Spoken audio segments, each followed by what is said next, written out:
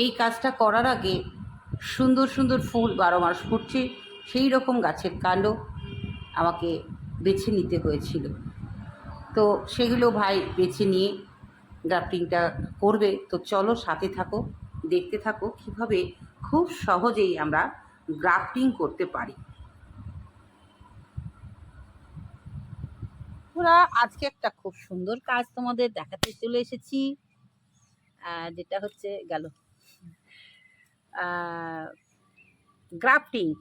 গ্রাফটিংটা করছে আমার ভাই। গ্রাফটিংয়ের শখ আমার ভীষণ, কিন্তু এখানে অনেকে কথা দিয়েও কথা রাখেনি। শুধু শিমুরালি থেকে সে বেচারা বেড়াতে এসেছে, দিদির বাড়িতে এসে শান্তি নেই, সে তার দিদিকে গ্রাফটিং করে দিচ্ছে।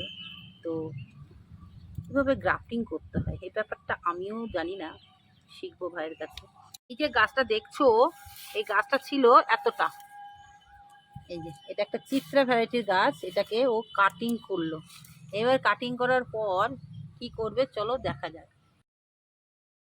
প্রথমে কয়েকটা খুব সুন্দর ফুল দেয় সেই জাতীয় গাছ আইডেন্টিফাই করতে হবে।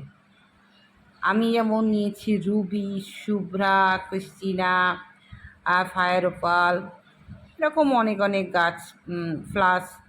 তো নিয়ে খুব সরু সরু ডাল দেখো, ব্লেড দিয়ে দুই দিকটা খুব সুন্দর করে কেটে নিতে হবে।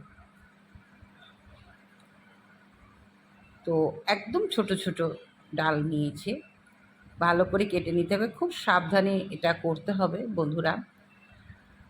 গ্রাফটিং অতি সহজ আবার অতি কঠিন, যে বিদ্যাটা আমি এখনও পর্যন্ত শিখতে পারিনি।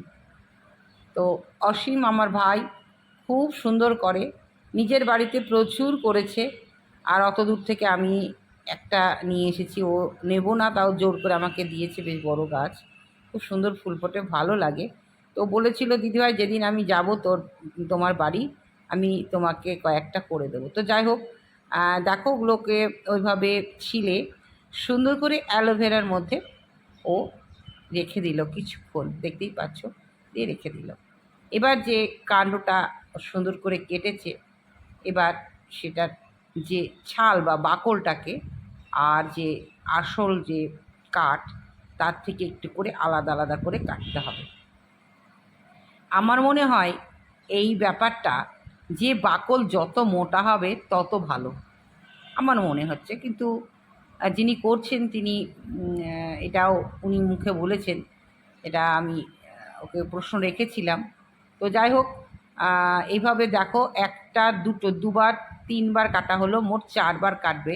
তো 4 বারে আমি এখানে 8টা ডাল প্রতিস্থাপন করতে পারবো, সেটিং করতে পারবো আমার মনে হচ্ছে হিসাবটা।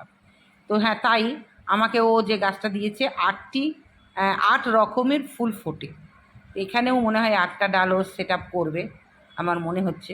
তো যাই হোক, চারিদিক দিয়ে যতটা পারছে কেটে নিচ্ছে সুন্দর করে, বেশ অনেকটাই কাটছে। মাপটা তোমরা বুঝতেই পারছো যে ব্লেডের যে ভাঙা অংশটা, মাঝখানে যে অংশটা আছে সেইখান থেকে একদম প্রান্ত অবধি হচ্ছে।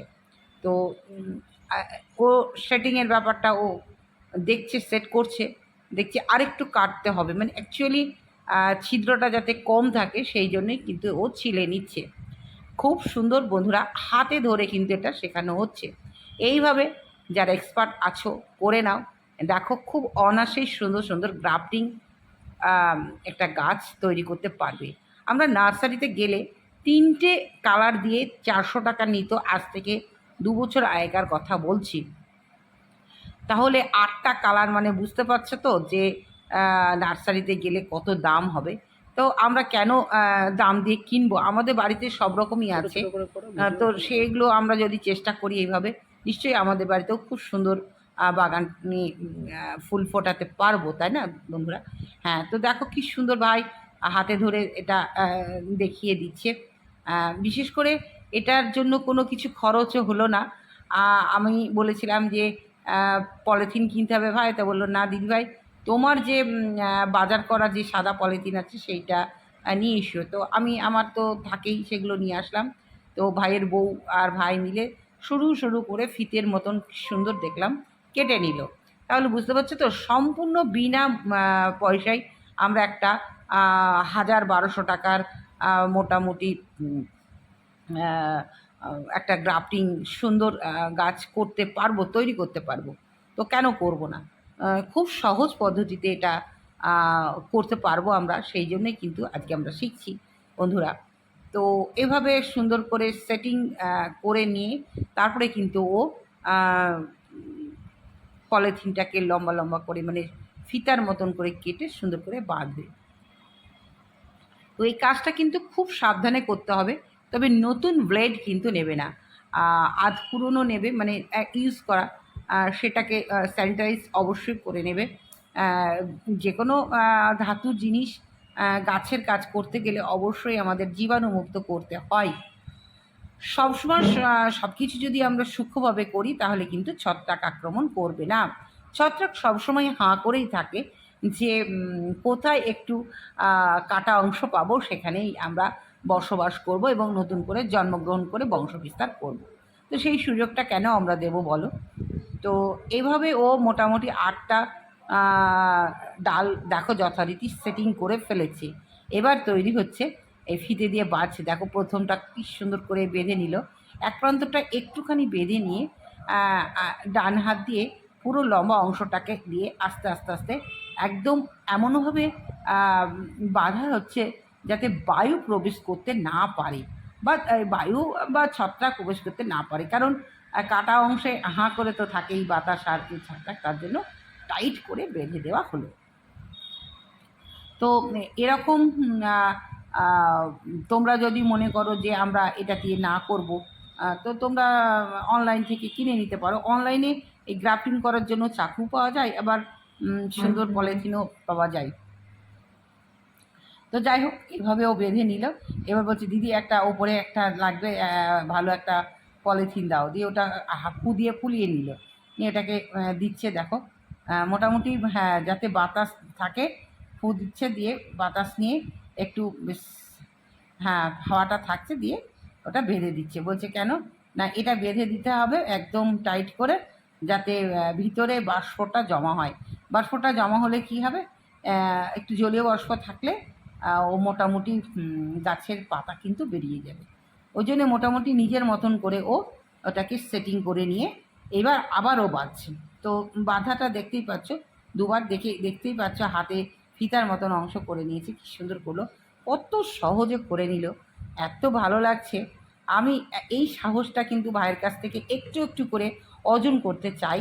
আমি গ্রাফটিং এই বাগান বিলাস শিখছি, তারপরে তো এরপরে তো লেবু বা যে সুন্দর গাছ আতা বা লেবু বলো, তারপরে সবেদা, জামরুল, এগুলোও কিন্তু আমাদের শেখা দরকার। কারণ আমাদের গাছগুলো প্রতি বছর বেশ বড় বড় হবে, সেখান থেকে যদি আমরা কিছু চারা করতে পারি তাহলে আবার নতুন করে আমরা গাছের বংশবিস্তার করার একটা সুযোগ করে দিতে পারবো।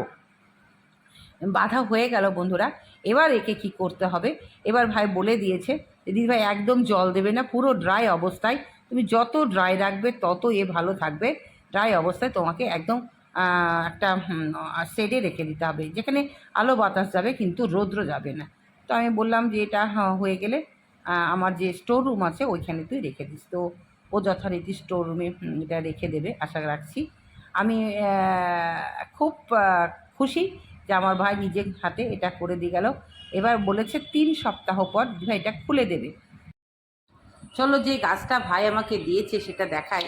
একটা ছোট গাছে ও কতগুলো ডাল বেঁধে দিয়েছিল, এবং যখন ফুল ফোটে কি সুন্দর লাগে। আমরা দেখো একসাথে 8টি গাছ পাশাপাশি রাখা, সে একটা সৌন্দর্য, আর একটি গাছে 8 রকমের ফুল ফুটবে, সেটা আরও সৌন্দর্য। সেই জন্যই এগুলো যারা এক্সপার্ট তারাই করতে পারে। আর খুব সহজে আমি তোমাদের আমার ভাইয়ের দ্বারা হাতে ধরে করে শিখিয়ে দিলাম। যারা একটু সাহস রাখো তারা কিন্তু করে ফেলতে পারো। এইভাবে আমরা যদি বাড়িতে মাল্টি গ্রাফটিং করি তাহলে কিন্তু খুব সহজেই সুন্দর সুন্দর ফুল আনতে পারি।